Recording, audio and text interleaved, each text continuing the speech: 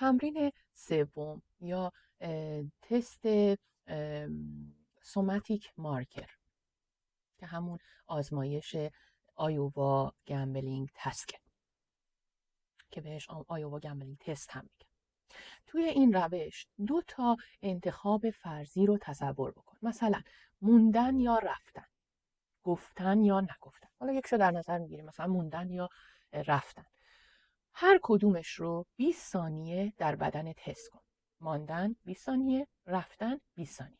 حالا نگاه کن که چه شکلیه. چند تا مدل میگم، 3 تا مدل میگم، ببین کدوم یکیشه. اگر انقباض یا فشار رو در سینت احساس کردی، بدون این یک احساسه. اگر باز شدگی و نفس عمیق رو احساس کردی، این شهوده. و اگر بی‌حسی رو احساس کردی، این یعنی قطع ارتباط.